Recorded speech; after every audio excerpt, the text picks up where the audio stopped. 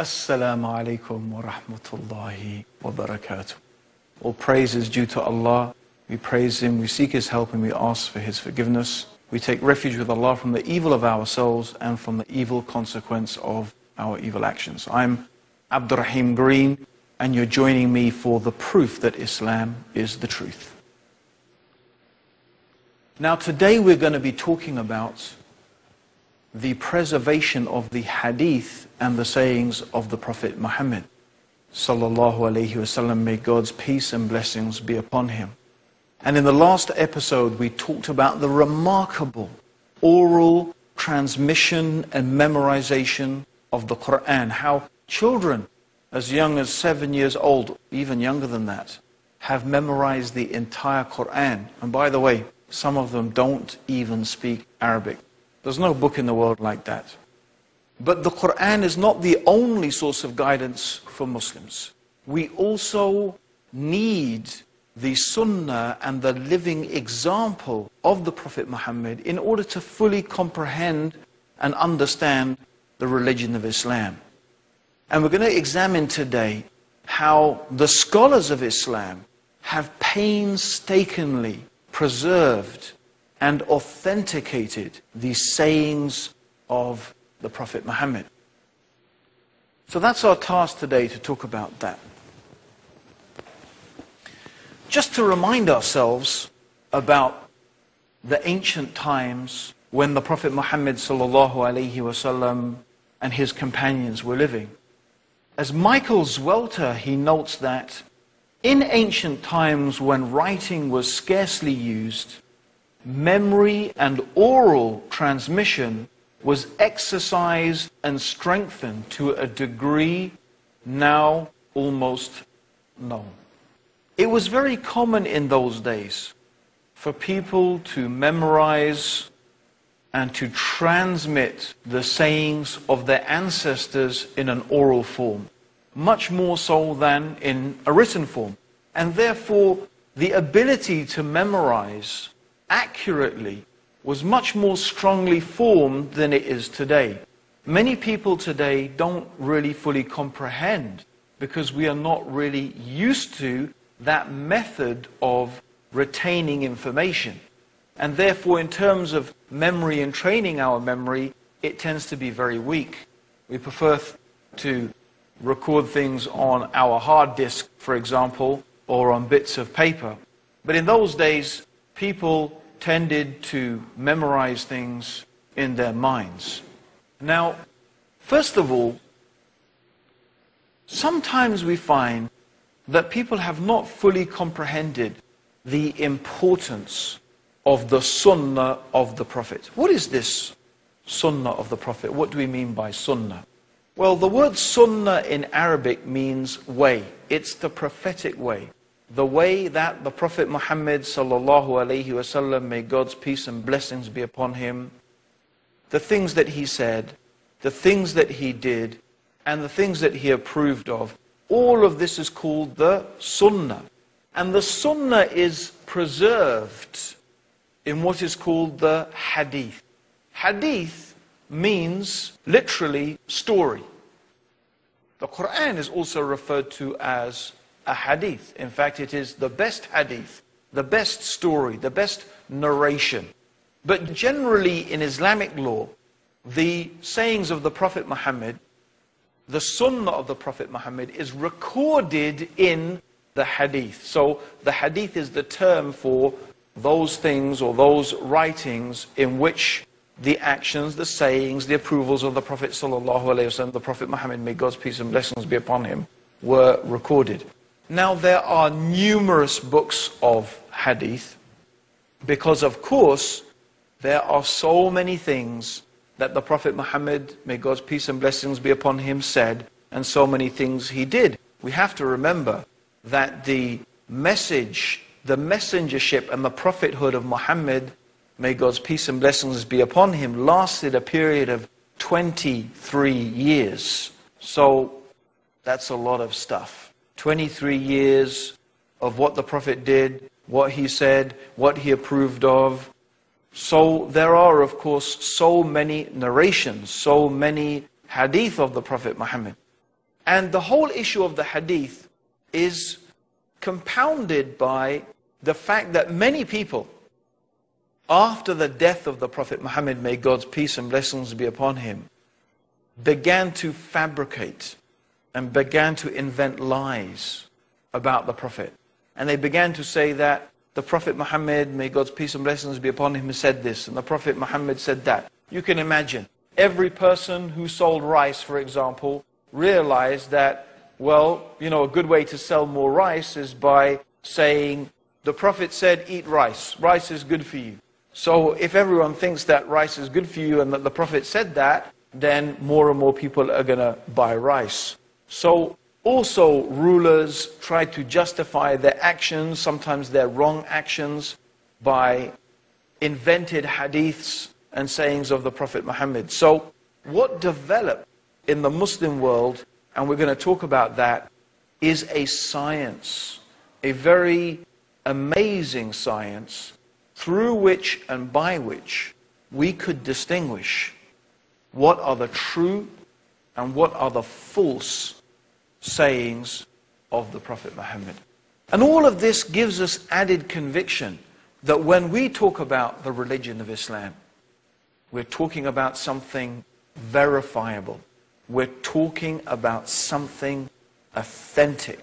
We're talking about something about which we have a scientific, verifiable process through which and by which we can know what the Prophet Muhammad said and what he didn't say. By the way, people were able to do this with the hadith or the sayings of the Prophet Muhammad in a way that they were never able to do with the Quran. First of all, the Quran was memorized in its entirety by thousands of Muslims from the earliest days of Islam. Also, in terms of its text, as we have already mentioned, it was compiled and collected and collated from the earliest days of Islam. So, if anyone wanted to make a different interpretation of Islam, if any deviant sect or group or ruler or individual wanted to justify something by the Quran, they were never able to invent a new verse or introduce a new ayah or verse of the Quran. It was impossible to do that because the text of the Quran had been established from the very earliest days of Muslim history, and it was agreed upon unanimously by everybody. This was not the case with the hadith or the sayings of the Prophet. And we can say, actually, it is true until today.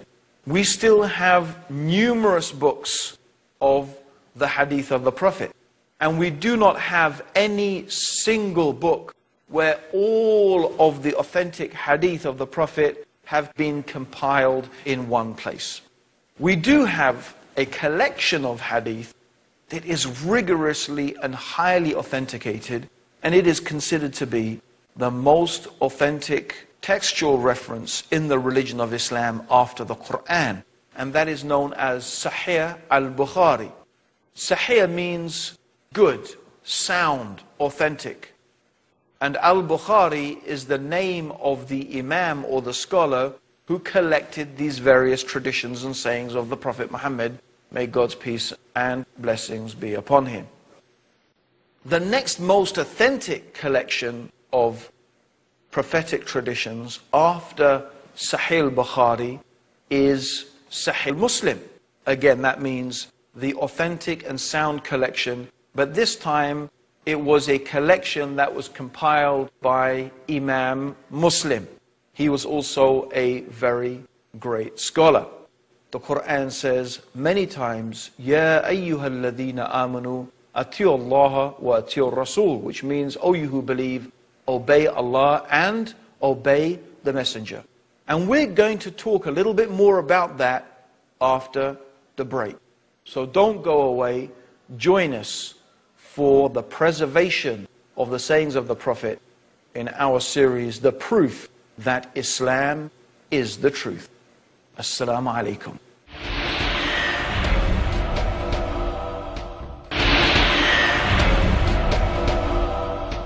Assalamu alaikum wa rahmatullah. May the peace and blessings of Allah be upon all of you. Welcome back to the proof that Islam is the truth. And today we're talking about the preservation of the hadith, or the sayings of the Prophet Muhammad. And we were talking about how important the sunnah and the example of the Prophet Muhammad is in understanding the religion of Islam. It's really essential to it. In fact, we find that many of the most important and essential basic acts of worship in Islam would not be fully defined just by reference to the Quran. For example, let's take the 5 daily prayers. If you wanted to know how to pray 5 times every day, what are the times of the prayers? How should we say the prayers? How many units are there for each particular prayer? What do we say in each position in the prayer? What are the positions? What are the orders of the positions in the prayer? These things are not mentioned in the Quran. The only way that we know about these things is through the preservation of the example of the Prophet Muhammad. May Allah's peace and blessings be upon him. So the Prophet Muhammad, may God's peace and blessings be upon him, said, "Pray as you have seen me pray." So Muslims therefore are trying to emulate and follow the example of the Prophet. The Quran says, "Aqimus salah," establish the ritual prayer, but the details of it is not given in the Quran. Similarly, there are many things in the Quran that we would not be able to understand it unless the life story, the life history of the Prophet Muhammad, may God's peace and blessings be upon him, had been preserved. For example, the 80th surah of the Quran, in the very first ayah, it says, "Abasa wa tawalla," which means he frowned and turned away.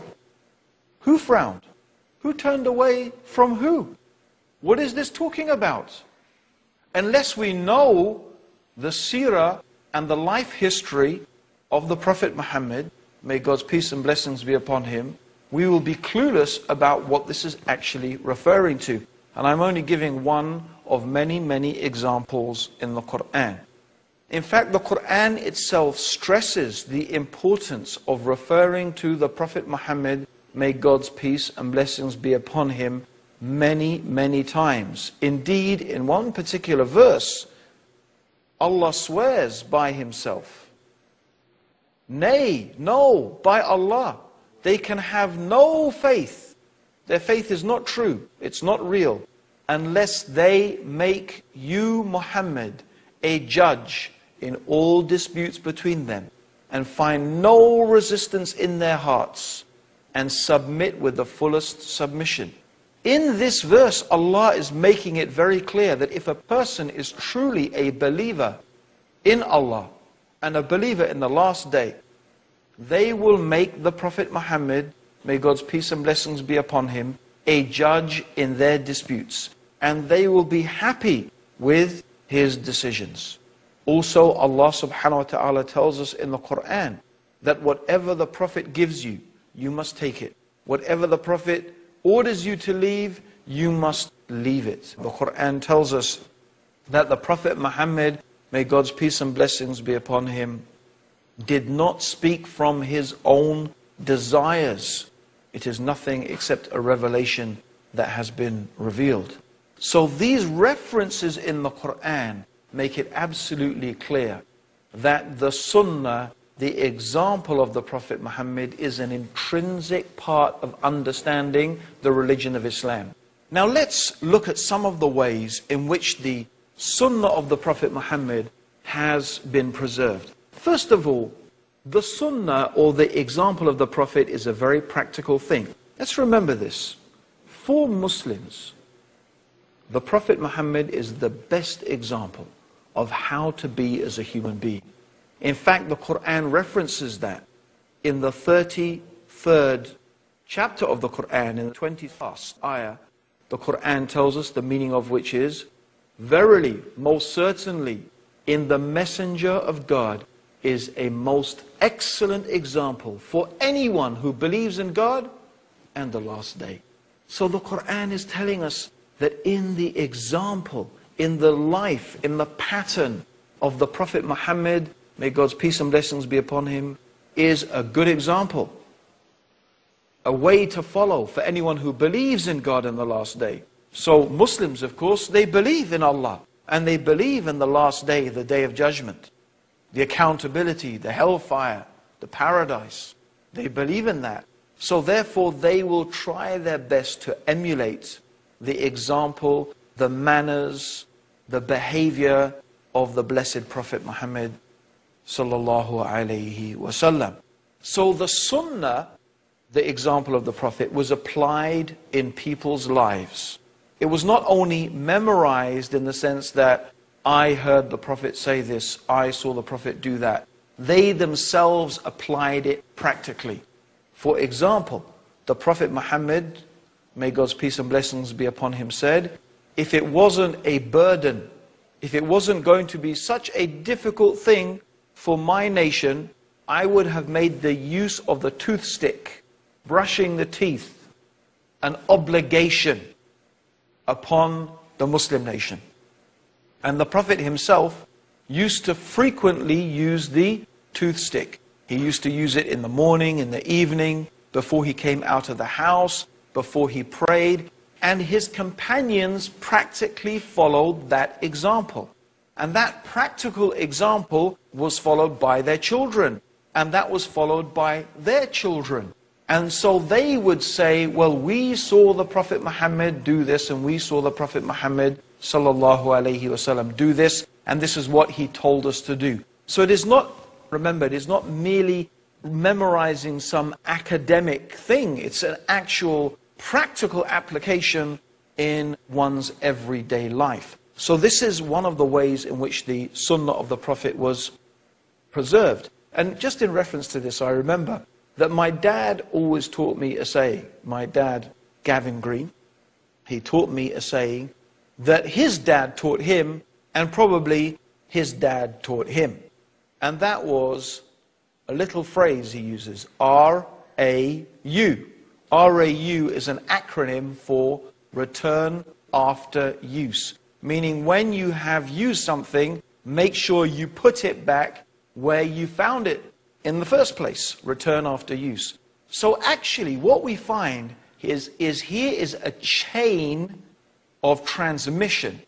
I learnt from my father, Gavin Green, who learnt from his father. So actually this chain stretches back over 100 years. If you count, my father is 86, and you count it back to his dad, that is really nearly 70, 80 years. That's quite a long time. And if I inculcate my children with the same thing and then they narrate it to their children, this is what we call a chain of transmission. This has a special term in Islamic terminology. It's called the isnad. And the isnad is a very, very important thing in the preservation of the sayings of the Prophet Muhammad. Because people began to invent things, and they began to invent sayings about the Prophet.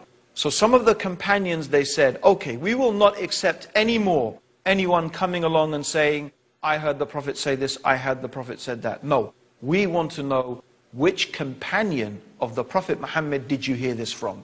And then they would go and check from this companion. Did you say this? Did you hear the Prophet Muhammad sallallahu alaihi wasallam say that? And if they discovered that the person was a liar and they had invented a lie, they would tell everybody. They would make it known publicly. This man lied against the Prophet. Don't believe him. He's a liar. He's a kadhab.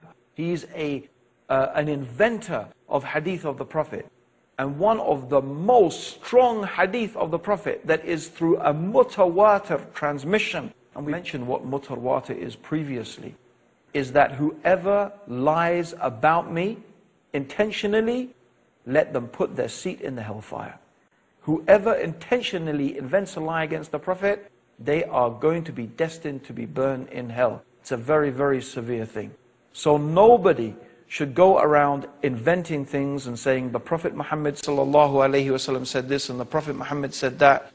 Well, some people did start doing that, even to the extent that Aisha was commenting about this fake coins that she called. The fake coins were not real fake coins, they were the hadith of the Prophet that people were inventing. So the companions, they said, no, we want to know who said it. Where did you learn it from? Give us the isnad. And this is where the chain of narrators developed. And from that, the scholars started to study.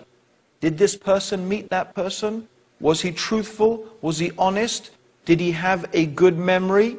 Was he a pious person? They began to check the character and the personality of every single person in this chain of narrators. And they did this in order to authenticate and make sure that every person in this chain was trustworthy, that either these people in the chain had met each other and had learned this hadith from each other.